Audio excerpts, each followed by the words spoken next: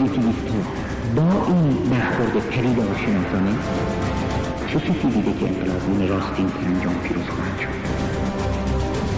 در همین نقطه این آقایون دم میزنن از یک نوع بی‌طرفی و خنثی‌گری. بی‌طرفی؟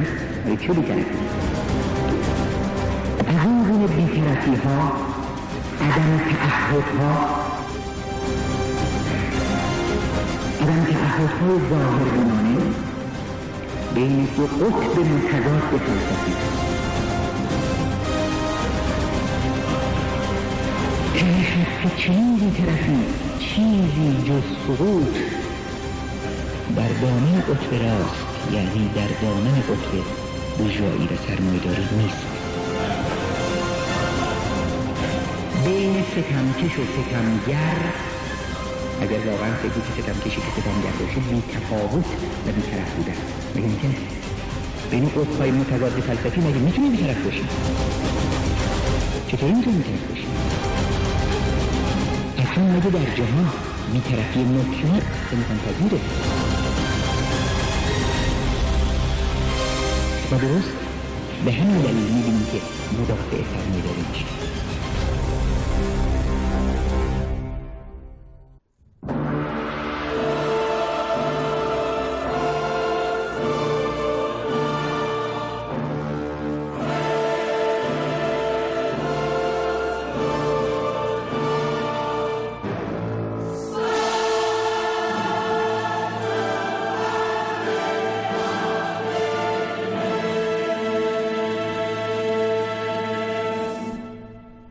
تبیین جهان قسمت 42 علم و فلسفه رد پوزیتیویسم رد لاعقلیگری یا اگنوستیسیسم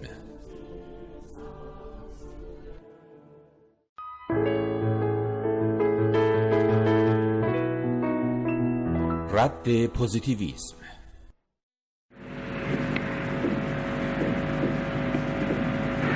در همین نقطه یک مبحث دیگه هم لازم است که بحث بشه، برای اینکه بعد سنگ جلو پامون می‌بینه و اون رد پوزیتیویسم، رد کسانی که میگن فلسفه به درد نمیخوره. ما الان صحبت کردیم، گفتیم که لازمه، گفتیم که کارش هم چی هست، ولی یک عده‌ای همچنان برانند که نیازی به فلسفه نیست، برای اینکه بعدا اینها سنگ جلو پامون نندازن و راهمون دچار دست انداز نشیم، لازمه که اشاره دیگری هم بهشون در اینجا بکنم. در تاریخ تفکرات بشر به خصوص بعد از رنسانس و مشخصاً بعد از انقلاب صنعتی شاهد رشد تفکرات و سیستم‌های عقیدتی هستیم که میان علم و تجربه رو ارزشش رو مطلق میکنن و هیچ جایی برای فلسفه باقی نمیذارن و اساساً میگن که موضوعیت نداره. پوزیتیوی یا تحقق‌گری و اثباتی‌گری که برای اینکه گوشمون آشنا باشه همون کلمه خارجیش رو من به کار میبرم، نقطه اوج این گرایش که بعدها در نیمه قرن 19 قرن گذشته به ظهور میرسه. پوزیتیوی معتقد است که با رشد دانش‌ها، با رشد علم، دیگر موضوعیتی برای فلسفه به جا نماند. فلسفه متعلق است به دوران جهل بشر، به دورانی که می‌نشست همینطوری برای خودش می‌باخت و هرچی هم علم بره جلو دیگه نیازی به فلسفه نیست. عیب کار پوزیتیویست‌ها در اینه که با محدود کردن واقعیت به چشم‌اندازهای حسی و عینی، واقعیت رو تا اونجای قبول دارن که حس بشه و دیده بشه، فلسفه از موضوعیت میندازن. اگه این عیب رو نداشتن نیاز به فلسفه رو تأیید میکردن. چطور؟ چه خط میخونند؟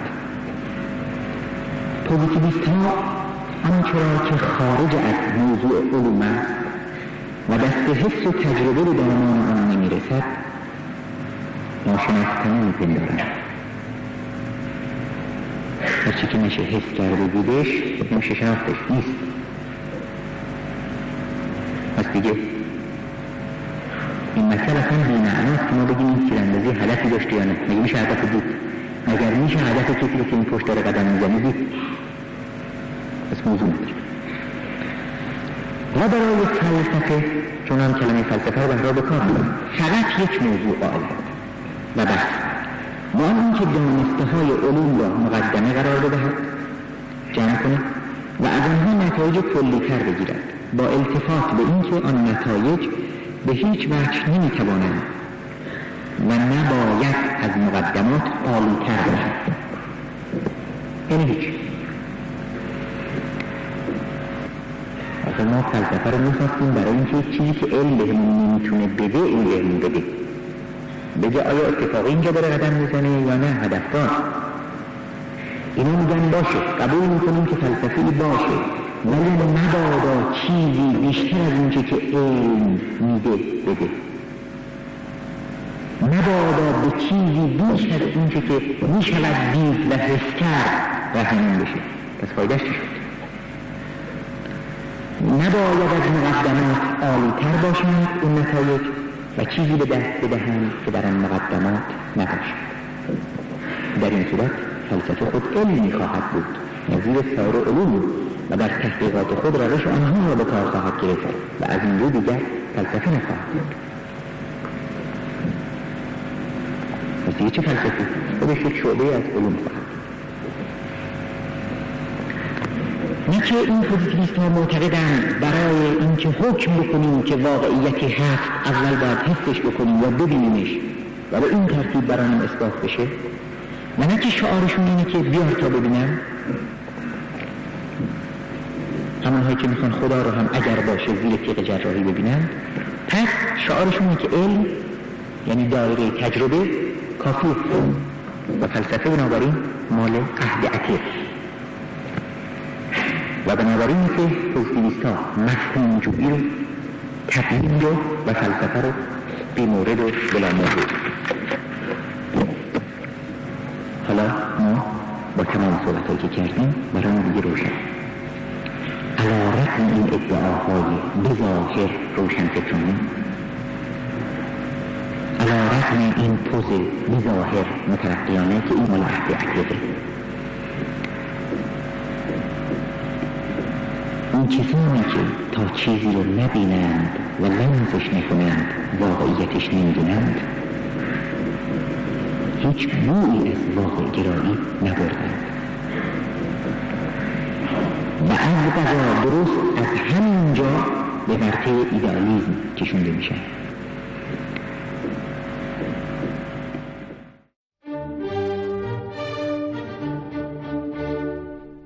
جهان، بوم و تابلوی نقاشی با گستره‌ای بی پایان، تابلویی که انبوه پدیده‌های مادی با در هم تنیده شدن رنگ‌های بیشمار در آن آفریده شدند. انسان یکی از پدیده‌های نقاشی شده بر بوم جهان، از راه حس‌های پنجگانه تابلوی بزرگ جهان را در دستگاه ادراک مغز خود بازتاب می‌دهد. جهان به عنوان حقیقتی خارج از ذهن و مغز انسان. اما ایدئالیسم یا پندارگرایی در جوهر خود میگوید جهانی خارج از ذهن انسان حقیقت ندارد. هرچه هست پندار و توهم است. بوم بزرگ نقاشی جهان تنها حریره‌ای آمیخته با رنگ‌های غیر حقیقی است که ذهن ما آنها را می‌سازد. تنها حقیقت خود ذهن است. از این رو نمی‌توان جهانی که وجود خارجی ندارد را فهم کرد. پس نمی‌توان آن را شناخت. ایدئالیسم بر دو پایه سوار است. 1. دنیای خارج از ذهن وجود ندارد. 2. دنیای خارج از ذهن اگر هم باشد قابل شناخت نیست.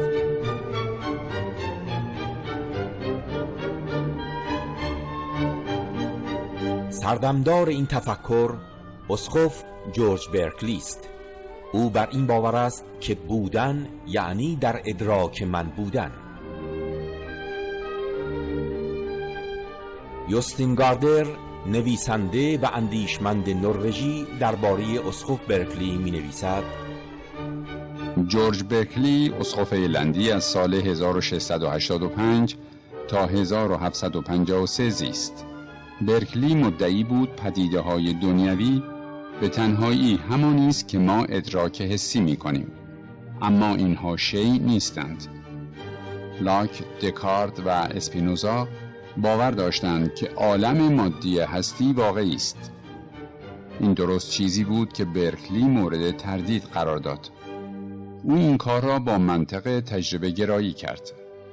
برکلی گفت تنها پدیده‌هایی وجود دارند که به حس درک شوند، اما ما ماده یا مادیت را ادراک حسی نمی کنیم.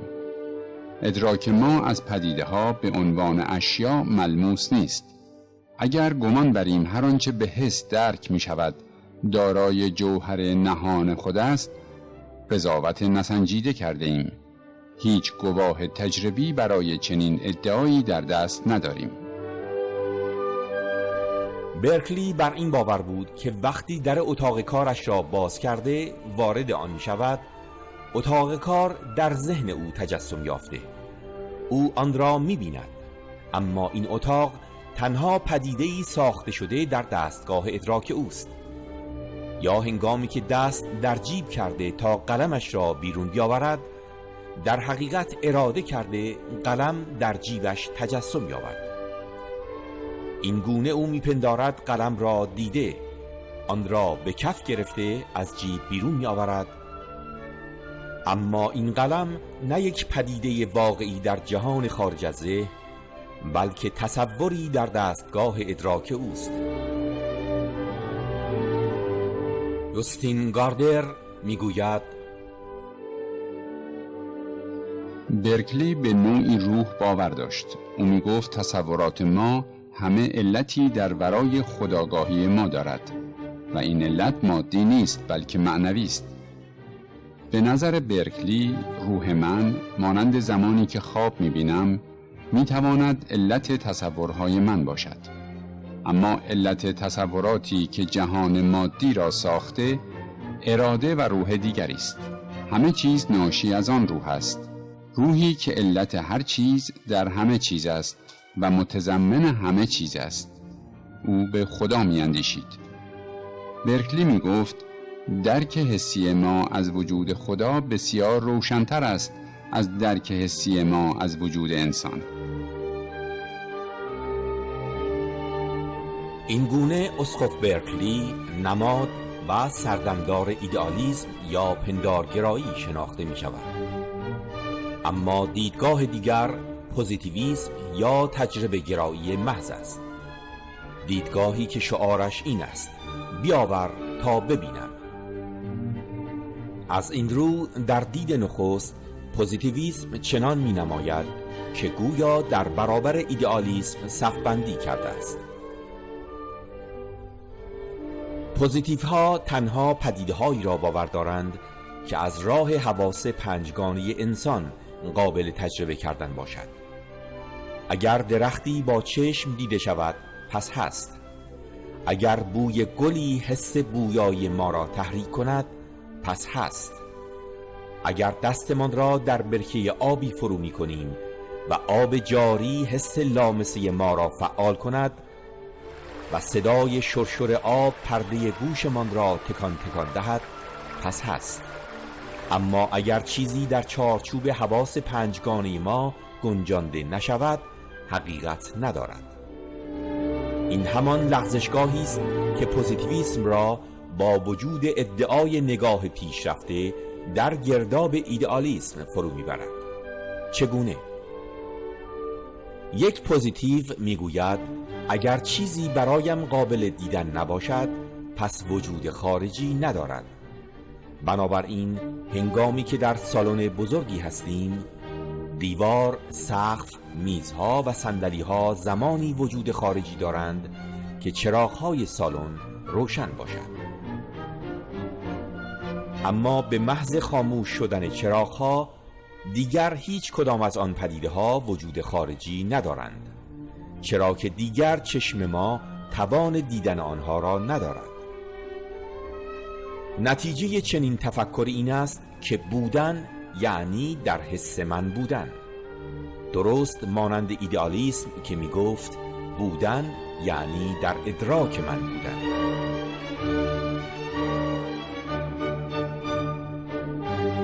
ایدئالیسم یا پندارگرایی مساوی است با بودن یعنی در ادراک من بودن. پوزیتیویسم یا تجربه گرایی محض مساوی است با بودن یعنی در حس من بودن. این گونه پوزیتیویسم در سراب ایدئالیسم افتاده جهان خارج از ذهن را نفی می‌کند.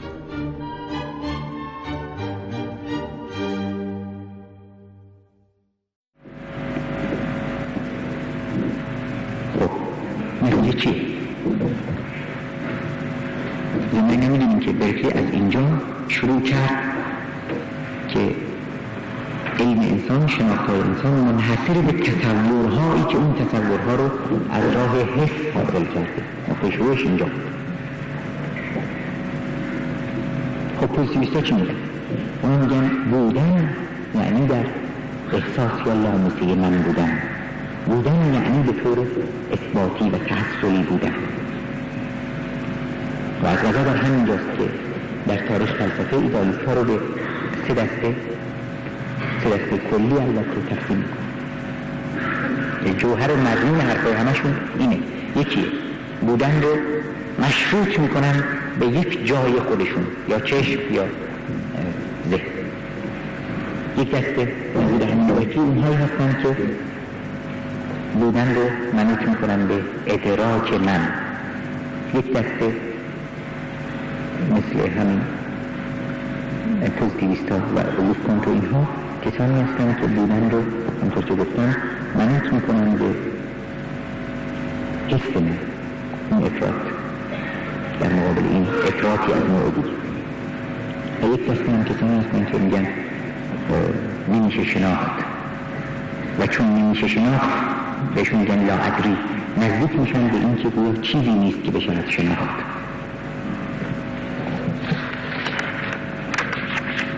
و همطور که میبینیم به عبارت دیگه اگر بخوام بشکافیم به یک قدم هم فراتر برداریم، این میشه که چون من نمیتونم بشناسم پس نیست. یکی از تعابیرش نیست. پس بنابراین چه پوزیتیویست‌ها و چه طرفداران برکلی از اونجایی که واقعیت رو به نحوی وابسته میکنن به خودشون، علی‌رغم اینکه دو قطب متضادن، یکی به ذهن اصالت میده یکی به حس، و این به دلیل اینکه مستقلی از خودشون به چیزی قائل نیستند ایدئالیست هستند. به دلیل اینکه به واقعیت هایی که هستند ولی به عرض حواس آقایون یا ادراک آقایون نمیرسه کافرند، منکرند، مرمی پوشونند، اونها رو انکار میکنند، پس خودشون هستند که از واقعیت دور کنند. البته میدونید در این اوائل موازی پوزیتیویست‌ها تا اونجایی که علیه اسکولاستیسم و کلیسا و آنچنانی می‌جنگیدند، در مقابل اونهایی که هر نوع تجربه و توجه به حواس رو محکوم می‌کردند، نقاط ترقی خواهانه هم داشت. ولی این واقعیت داره، ولی واقعیت یک چیزه و حقیقت چیز دیگه. واقعیت این است که اونها ابعاد ترقی خواهانه در اون موقع داشتند، ولی این مبینه نیست که حرفشون حق بود، همه چیزایی که میگفتن درست بود. کمان که ما باز هم با واقعیات دیگری در جهان مواجه هستیم. ماتریالیست های دیالکتیک در خیلی از جاهای جهان پیشتازان صفوف انقلاب هستند. واقعیتی است و ندارست این کار کرد. مقداری که حقه، یعنی کارشون درست است و از بهش احترام هم گذاشت، ولی آیا این به مثابه این است که نظرگاه ماتریالیستیشون هم حقیقته؟ خب از نظر ما نه. ما بایستی با پرهیز از دوگماتیسم قشریگری ببینیم کجاش حقه و کجاش ناحق. به دلیل اینکه اصلا دوگماتیسم هم مثل که با اشاره کردیم اولی که در مقابل شکاکان پیرهونی قرار داشت اون در هر چیز شک می‌کردن این یک جا ایستاد مترقب بود. ولی الان تو محاورات امروز فلسفی دوگماتیزم مطلوب نیست. دوگماتیزم به معنی که ما به کار می‌بریم نه معنی که یک بار هم توضیح شده. خب در اروپای غربی این زمان پوزیتیویسم از جاذبه و جذابیت زیادی برخوردار. تا مدت‌ها هم و تا هنوز هم جاذبیتش رو تحت عناوین جدید، عناوینی که این راسل و اینها هم جزش هستند، حفظ کرد. در ایران بعد از مشروطه هم می‌بینیم که وارد میشه تا مدت‌های زیاد از جاذبه برخورداره و اساساً در کشورهای در حال توسعه در دوران رشد سرمایه‌داری، رشد بورژوایی میدان رشد پیدا میکنه. چنان که در همون اروپا هم همزمان با رشد سرمایه‌داری این مکتب آغاز به شکل گرفتن. فکر میکنم احتیاجی به تذکر نیست که از اونجا که شناخت اساساً دارای ماهیت شناخت‌های بشری اساساً دارای ماهیت اجتماعی است و مجرد از ظرف جامعه ما چیزی رو نمیشناسیم، یعنی به شناساییش توفیق حاصل پیدا نمی‌کنیم. بسیاری از تفکرات در اساس بازتاب‌های اجتماعی خاص دوران خودشون هستند. نظیر همین پوزیتیویسم که گفتیم که شروع به رشد کردن کرد و که میدون گرفت، پروبال گرفت. یکی از خصوصیات پوزیتیویسم ضدیت عکس العمل در مقابل قبلی ها، ضدیت عکس العملی بسیار شدیدش هست با مذهب، هر نوع مذهب. نظیر همین ایران خودمون در صدر مشروطه که در آغاز دوران رشد سرمایه‌داری است و تأثیرپذیری شدید هم داره از فرهنگ اروپا و این ضدیت‌های آنچنانی، یعنی نوع اروپایی با مذهب درش تراون دیده میشه.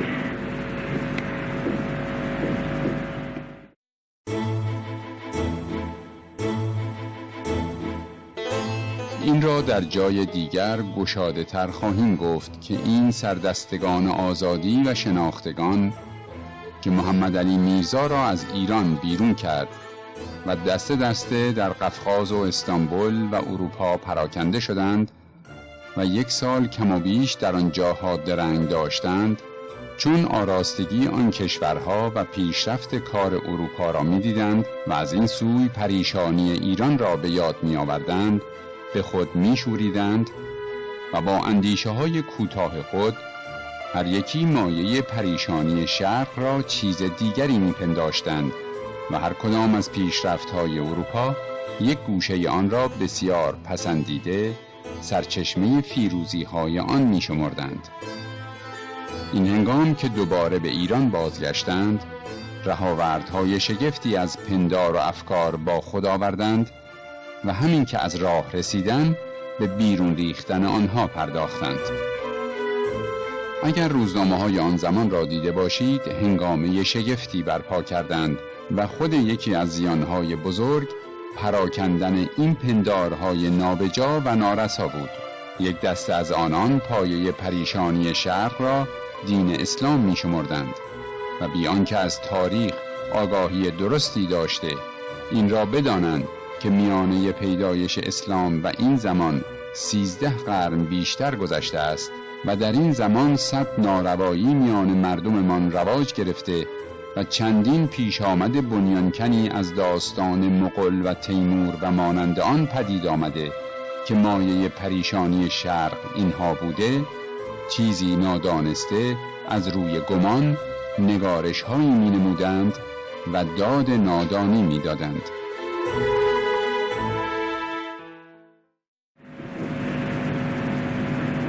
این ترتیب که داریم جنبه های مختلف پوزیتیویسم رو در موضع انکارگرایانه نسبت به فلسفه بررسی میکنیم، معلوم میشه که محصول چه شرایطی است و چرا اینطور موضع میگیره. باز هم قول همین پوزیتیویسم بحث ادامه میدیم. در کجا پوزیتیویسم، چون صحبت کردیم یک زمان ابعاد مترقیانه داشت، واقعیت بود این ولی حقیقت نبود، در کجا پوزیتیویسم سیمای ضد حقیقت جویانش رو آشکارا نشون میده؟ در کجا؟ در این جایی که این مکتب چون فلسفه و آرمان و ایدئالی برای زندگی بشر و جامعه بشری به رسمیت نمیشناسه و اصولا این چنین اهدافی رو، آینده رو وصول ناپذیر میدونه، مثل گفتیم تبیین رو اصلا وصول ناپذیر میدونه، شما حقیقت میسر نیست. به این دلیل سخت به وضع موجود میچسبه، به وضع سودپرستانه و بهره‌کشانه اجتماعی موجود و در همین قالب‌های سیاسی اجتماعی موجود جامعه خودش منجمد میشه، فسیل میشه. و اینکه آینده رو که قائل نیست که از اینها بکنه، به اینها اعتراض بکنه، به سمت اون حرکت بکنه. میشه مدافع همین. چطوری؟ نه که ارزش‌ها، کیفیت‌ها رو که صحبتش رو کردیم رد میکنه. از نظر اجتماعی تأمین کننده منافع بورژوازی است، منافع سرمایه‌دار. چرا؟ برای اینکه در این کرد تفکر صحبت از برابری، عدالت، حق، باطل و اینها اساساً انتزاعی است با یک نرخ غیر علمی. اصلا حق نداریم راجع بهشون صحبت بکنیم. ببینید علی رغم ظاهر مترقی چقدر به نفع سرمایه‌داری است. میلیون مذاهب آنچنانی قرون وسطی چیکار می‌کردن؟ اونم گفتن که کاری به کار پاپ یا امیر نداشته باشیم دیگه. رضا به داده بدی، از جبین گرفت بکشو. اون رضایت هایی که دیدی در بند تکامل آغاز سقوط. هر چی به طریق تحمل کن از رشد با خود. عجب. بله این چنین تفکر رد جستجوگری در مفهوم، رد فلسفه، اینها توش هست. اصلا پوزیتیویسم در تلاش بوده که یک متدولوژی منطق علمی درست کنه، همین چیز با علم. بعدها اشاره خواهیم کرد حتی به نوشته برتراند راسل که این تلاشات چطوری صورت می‌پذیره. خلاصه علم همینو بس، علم همینو بس با برخوردی به اصطلاح فلسفی پدیدار شناسانه، فنومنولوژیستی. یعنی چی؟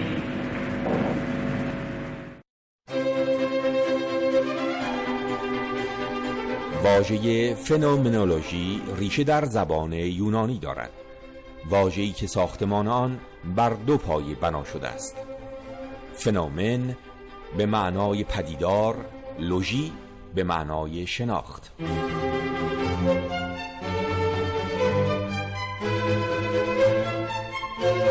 در سده 18 میلادی یوهان هاینریش لامبرت، فیلسوف آلمانی، نام فنومنولوژی را در کتاب خود با نام نیوس ارگانون به کار برد. پس از لامبرت، امانوئل کانت از واژه فنومنولوژی برای توضیح بخشی از دیدگاه خود استفاده کرد. منظور کانت از فنومنولوژی هر آن چیزی است که انسان میتواند از جهان تجربه کند. در سده 19 میلادی بار دیگر واژه فنومنولوژی در باغ فلسفه سبز شد. فیلسوفانی مانند هارتمن برای بارز کردن دیدگاه خود از فنومنولوژی سود جستند. اما دیدگاه فنومنولوژی یا پدیدارشناسی با آغاز سده 20 میلادی ردای بینشی فلسفی پوشید. ادموند هوسرل برخلاف فیلسوفان پیشین که فنومنولوژی را شاخه‌ای از فلسفه می‌دانستند، بر این باور بود که فنومنولوژی یا پدیدارشناسی تنها راه درست تبیین و تفسیر است.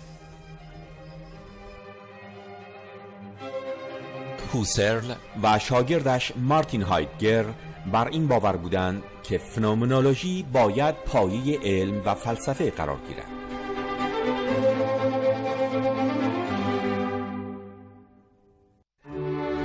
فنومنولوژی یا پدیدارشناسی چه میگوید؟ دیدگاه فنومنولوژی یا پدیدارشناسی اصالت را به پدیده‌ای می‌دهد که آبرنگ جهان آن را بر بوم ادراک انسان نقاشی کند. در حقیقت فنومن یا پدیدار آن چیزی است که رخ نموده، سپس بر ذهن دریافت کننده بازتاب داده می شود.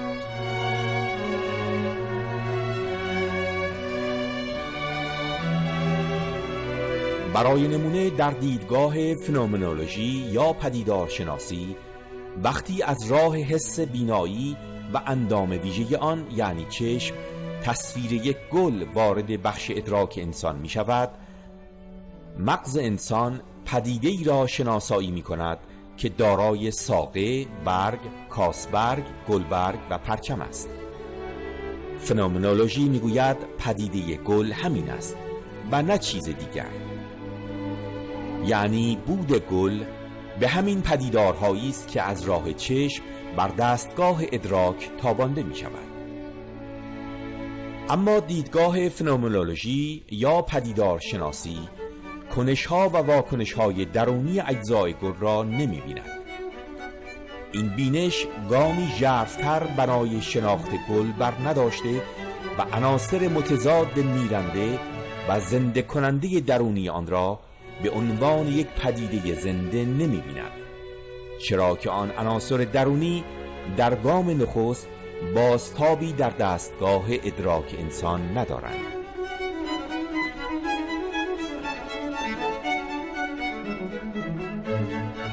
در پهنه سیاسی اجتماعی نیز فنومنولوژی یا پدیدارشناسی تنها نمودهایی را می‌بیند که از راه چشم در دستگاه ادراک بازتاب یابند. برای نمونه جامعه‌ای که در زیر چکمه‌های خونین دیکتاتوری له می‌شود، استثمار انسان از انسان در آن بیداد می‌کند. آزادی جز در پس میله‌های سیاه سرکوب جایی ندارد. در بینش فنومنولوژی حقیقت این جامعه چیزی نیست جز وجود دو طبقه حاکم و محکوم، چرا که با نگاهی به این جامعه چیز دیگری جز این دو طبقه دیده نمی شود. فنومنولوژی یا پدیدارشناسی بر ورودی پلکانی که به اعماق این جامعه راه میبرد تابلوی ورود ممنوع میگذارد، چرا که در این دیدگاه نباید حقیقت این جامعه را در ژرفنای آن جستجو کرد، نباید پرده ها را کنار زد و حقیقت پنهان را دریافت، حقیقتی که نشان می‌دهد تضادی آشتی ناپذیر میان دو طبقه حاکم و محکوم وجود دارد، حقیقتی که نشان می‌دهد از میان این تضاد آشتی ناپذیر سازمان‌های انقلابی سر برآورده‌اند و در مسیر نابودی طبقه بهره‌کش دست به سلاح برده می‌جنگند و شعار سرنگونی می‌دهند.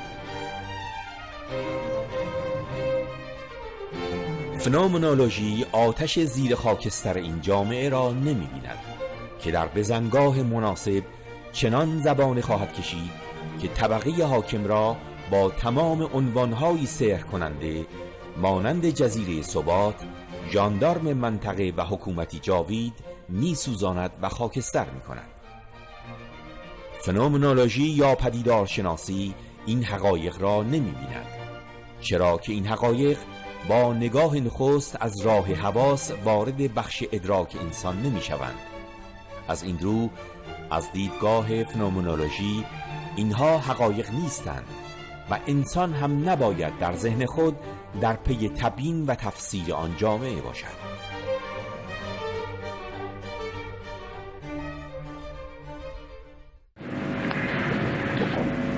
یعنی سطح و ظاهر پدیده ها رو بهش قناعت کردن، به فنومن ها بسنده کردن، به پدیدارها، جنبه های پدیدار و عیان اشیاء، مسائل و واقعیت ها. فنومنولوژی یعنی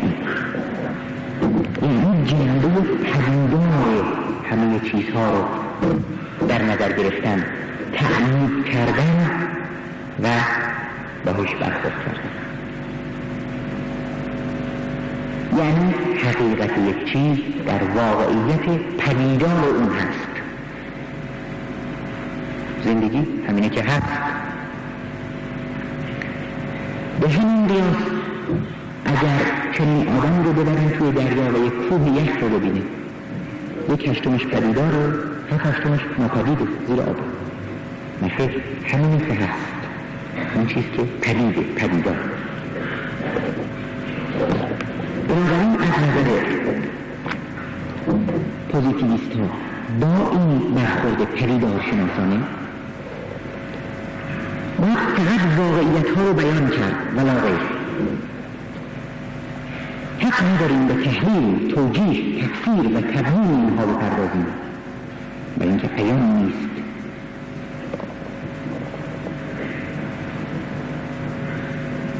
چه کسی دیده که انقلابیون راستین سرانجام پیروز خواهند شد؟ همچه ساله نیست. بزنه بار خودم رو ببندیم. و درست در همین نقطه این آقایون دم میزنن از یک نوع بی‌طرفی و خنثی‌گری. بی‌طرفی؟ چه بی‌طرفی؟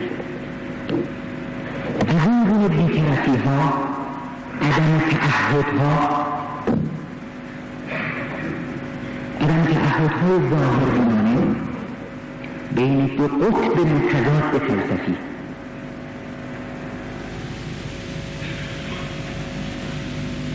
پس تو میتونی اونجا بگذار، میتونی اونجا، نه این نه بی‌طرف. چطوری ممکنه؟ ته خط چنین بی‌طرفی چیزی جز سقوط در دامن قطب راست، یعنی در دامن قطب بورژوایی و سرمایه‌داری نیست، نه در فلسفه و نه در سیاست. این که رو صحبت کردیم بین ستمکش و ستمگر، اگر واقعا فکر که ستمکشی که ستمگر باشه بی تفاوت و بی طرف بودن، بگم که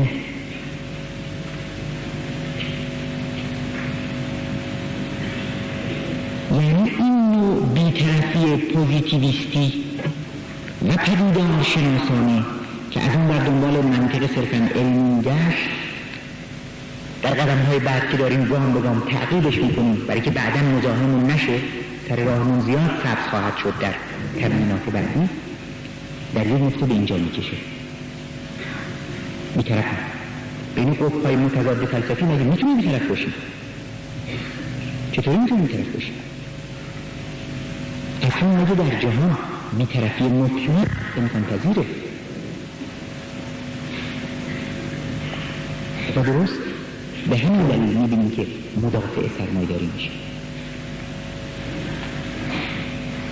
ته خطش اگر نه در قدم‌های اول دامن سرمایه‌داری است، ولی اینکه در دامن سرمایه‌داری زاییده شده، عروج ازش نیست.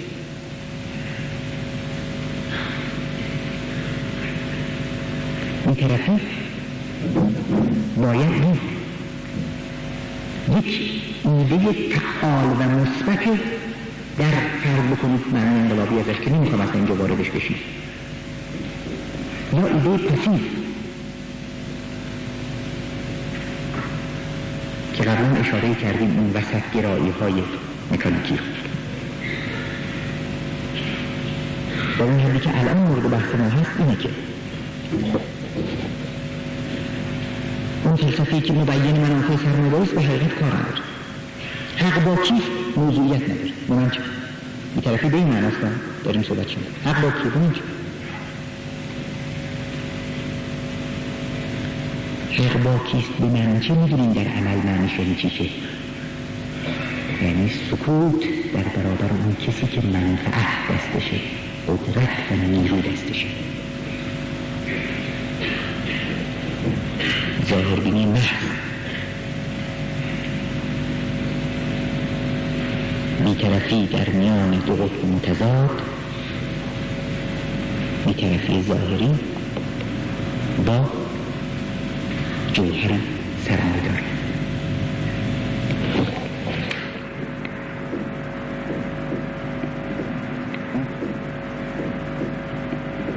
این چنین بی‌طرفی، حتی بی‌طرفی فلسفی، اگر معناش بی‌طرف بودن نسبت به حق و باطله که هست در حیطه بحث ما، از اونجایی که معناش بی‌طرف بودن و موضع نگرفتن در میان درست و غلط هست، از اونجایی که برخوردش در مقابل حق و باطل مسئول نیست، در طینتش متخالف و متعارض با سرشت اسلام. در زیارت عاشورا خوندیم لعنت به اونها که این جنایت رو در حق تو دیدن و سکوت حتی پیشه کردن، این رو شنیدن و سکوت کردن. این سکوت در بین یزید و حسین جز به نفع یزید نیست.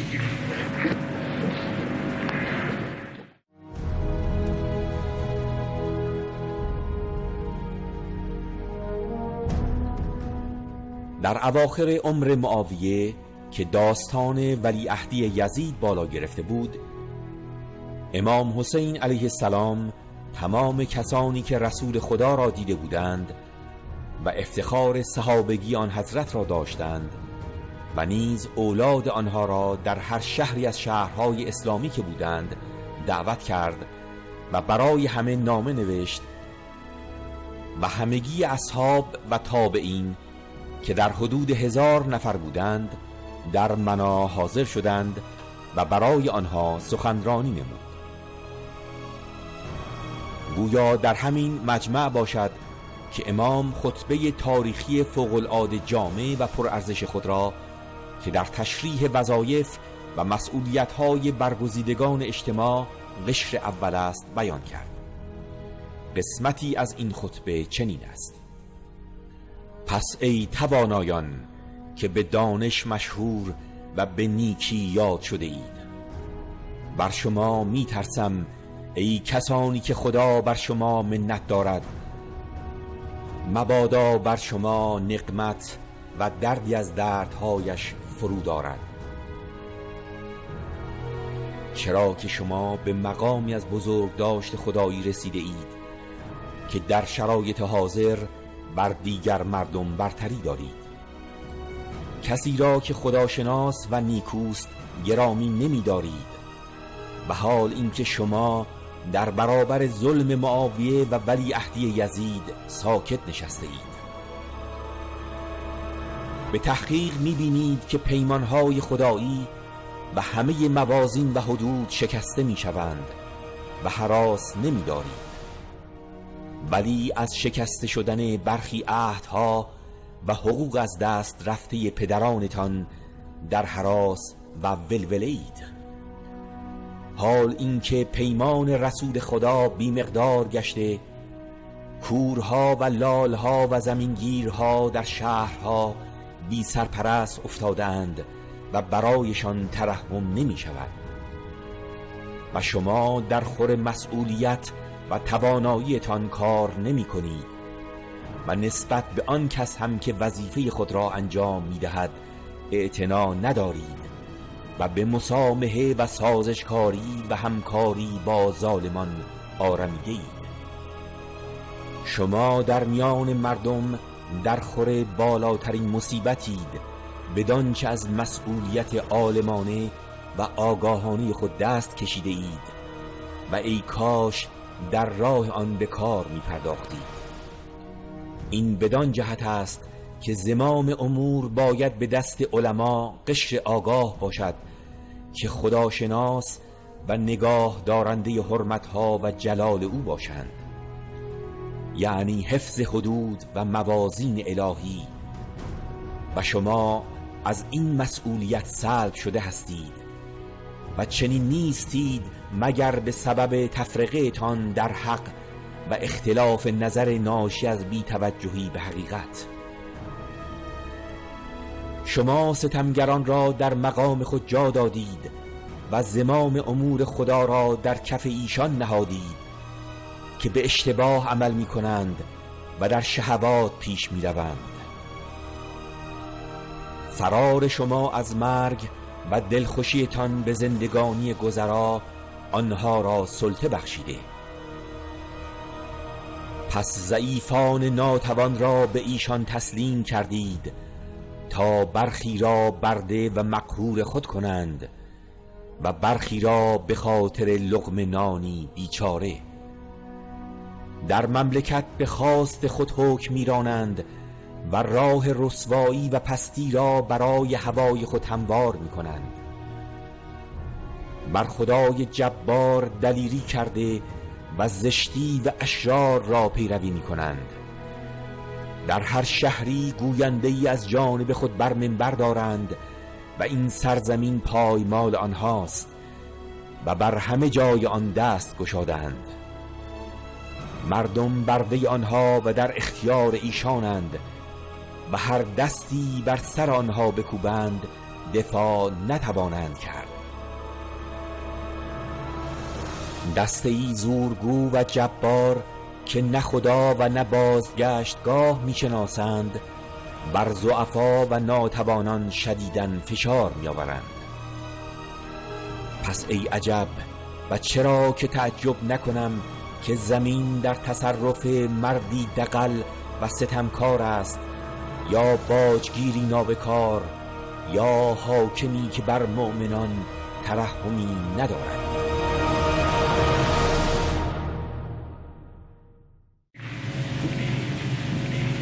بی‌طرفی و عدم تعهد و خنثی‌گری نوع پوزیتیویستی از این دسته،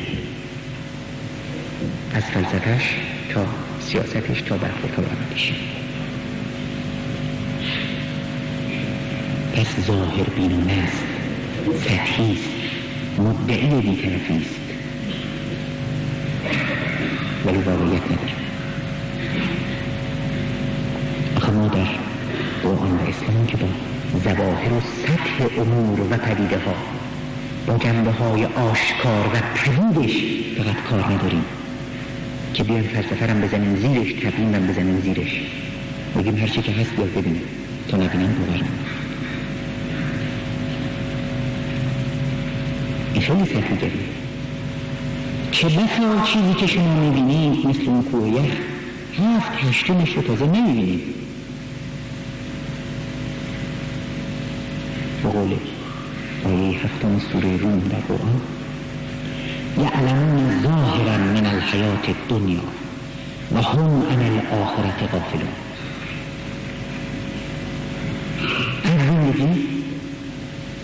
از زندگی این جهانی، از این جهان، یعلمون ظاهرش رو، سطحش رو، پدیدارش رو فقط میشناسند.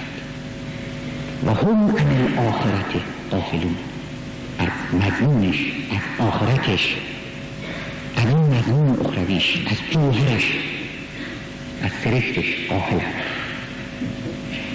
اینطور میشه که حق و باطل موضوعیت خودشو از دست میدیم و هدفها و پیشقرارهای تکامل نادیده می‌داشته میشه. باز هم به قول قرآن هم سوره ادامه هم اولم یتفکروا فی انفسهم ما خلق الله السماوات والارض و ما بینهما الا بالحق. نخیر، حق و باطل موضوع خودشو از دست نداده. آیا فکر نمی کنند، نمی اندیشند در خودشون، در خلقت خودشون، در اون جهان، در اون چه که آفریده، در اون چیزهایی که خدا آسمان و زمین و ما بینش رو، کل جریان رو آفریده. الا بالحق، این که جز به حق واقعیت آفریده نشده، و اجل مسمى و سرامت های مشخص. در تفکر پوزیتیویستی آینده رو، فردا رو که دیده میتونیم تبیین بکنیم، هرچه هست همین اجل مسمى، این همه سرامت ها. و این کثیرا من الناس بلقاء ربهم لکافرون، و همان بسیاری از این مردم انکارگرند، حق فروشند نسبت به اون لقاء، ملاقات نهایی، نسبت به وصول به اون مرکز اصلی جاذبه، فراموش کردن اون اهداف و کرامت‌های نهایی. یا باز به قول حضرت علی در نهج البلاغه: این اولیاء الله هم الذین نظروا الی باطن الدنیا اذا نظر الناس الی ظاهرها. اولیاء خدا، یاران خدا، اون کسانی هستند، ببین اولین ویژگیشون، وقتی که مردم معمولی به ظواهر، به پدیدارها، به سطح، به صورت قضایا، به منفعت و قدرتی که دست کیست می‌نگرند، هم الذین نظروا الی باطن الدنیا، به بواطن، به اعماق، به مفاهیم، به ژرفاها راه میبرند. و اشتغلوا به عاجلها اذا اشتغل الناس به عاجلها. اینها اولیاء خدا. وقتی که اون مردم به روز، به وضع موجود، به روز موجود، به عاجل، این چیزی که نگذره الان از دستشون، مشغولند، این رو میبینند، اشتغلوا به عاجلها، آینده رو، اجلها رو و سرامتها رو می‌نگرند. و به این ترتیب بود که به قول پیر روسو پوزیتیویسم نهایتاً پیشرفت‌های علم رو مطابق حدسی که اون میزنه با چنان برخوردهای ظاهر بینانه قریب 50 سال به عقب انداخت.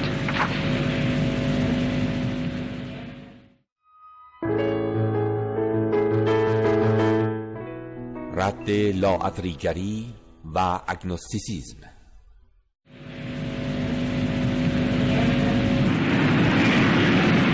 موقعی که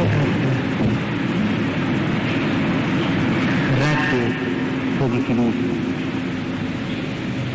که ممکنه تبیین و مفهوم جویی هست صحبت میکنیم، لازم است که در حاشیه‌اش از نفی یک تمایل دیگر تحت عنوان اگنوستیسیسم یا لاعذریگری که منظور در نمیدانم، نمیتونم بشناسم، زدن هستم، صحبتی بشه. اونها عده‌ای هستند که اگرچه تبیین رو قبول میکنن، این که حتما بایستی تبیین بشه، ولی مدعی هستند که در شناخت پدیده ها، از جمله در شناخت جهان، مرز عبور ناپذیری بین نماد، سطح و پدیدار با بود و ماهیت قضایا وجود دارد. به این معنی که ما نمیتونیم به ماهیت اشیاء و امور و جهان پی ببریم. اگنوستیسیسم یا لاعذریگری میدانم گفتم که یکی از نمایندگان فکریش کانت است، در این جمله هستند: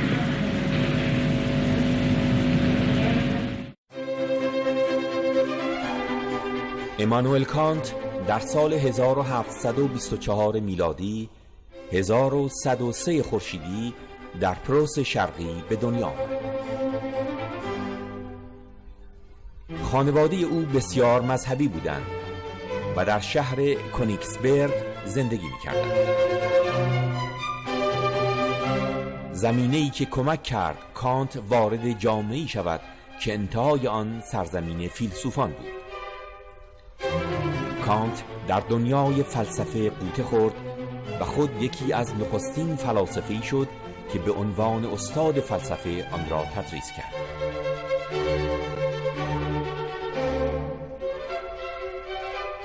یوستین گاردر درباره بخشی از دیدگاه کانت میگوید: کانت میان پدیده در نفس خود و پدیده در نظر من تمایز مهمی قائل شد. به باور او ما در مورد پدیده های فی النفس هیچگاه نمیتوانیم شناخت قطعی داشته باشیم. ما تنها بازتاب نمود آنها را بر ذهن خودمان درک میکنیم. کانت میگفت به موضوعاتی مانند اینکه آیا خدایی هست، آیا طبیعت از ذره‌های ریز تشکیل شده است و آیا جهان کائنات متناهی است یا نامتناهی، نمیتوان شناخت قطعی یافت. در مورد موضوعات فلسفی چنین با اهمیتی کانت بران بود که عقل در ورای فهم انسان به کار میپردازد. در این حال در طبیعت خود ما هم شور و شوقی بنیادین است که این قبیل پرسش ها را مطرح می کند. برای نمونه وقتی می پرسیم جهان کائنات متناهی است یا نامتناهی، جویای کلیتی می شویم که خود ما جزء ناچیزی از آنیم. به همین علت هیچگاه نمی توانیم از این کلیت به طور کامل آگاهی یابیم. وقتی از خود می پرسیم جهان از کجا آمد و درباره پاسخهای مختلف گفتگو می کنیم، عقل به حالت تعلیق در می آید، زیرا ماده حسی ندارد که به کار اندازد، تجربه‌ای هم ندارد که از آن بهره گیرد، زیرا ما هیچگاه کل عظیم هستی را که خود جزء ناچیزی از آنیم تجربه نکرده ایم. این گونه کانت انسان را بی نیاز از تبیین و تفسیر جهان نمی دانست. اما با این استدلال که چون انسان خود جزئی ناچیز از هستی بزرگ است، پس نمی تواند تمامیت هستی را دریافته از آن شناخت پیدا کند، انسان را ناتوان از تبیین، تفسیر و شناخت جهان می دانست.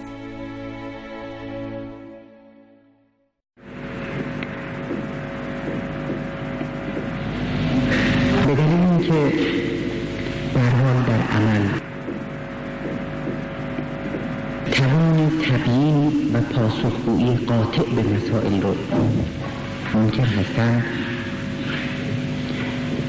ما اونها رو هم در شمار ایدالیست ها کنار میگذاریم، چرا که ما با این فرض شروع کردیم که میتونیم بشناسیم، میتونیم تا حدودی به ماهیت قضایا و پدیده ها و امور جهان واقف بشیم و به قول قرآن به این اعتقاد داریم که علم آدم الاسماء کلها، تمامی اسماء رو، تمامی در حقیقت مسمیات رو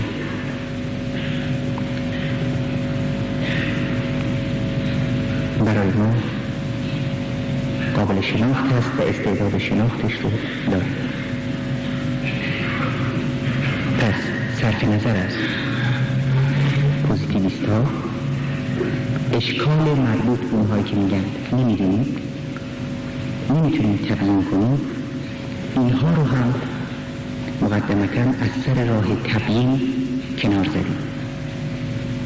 پوزیتیویست ها جلو ایستاده بودن و میگفتن که حرف تبیین رو پیش نکشیم، صحبتان رو باشون کردیم و گذاشتیم کنار تا بتونیم بریم و تبیین کنیم.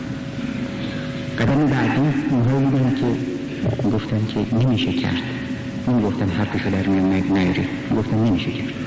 اینها رو هم میگذاریم کنار تا جاده تبیین کردن هموار بشه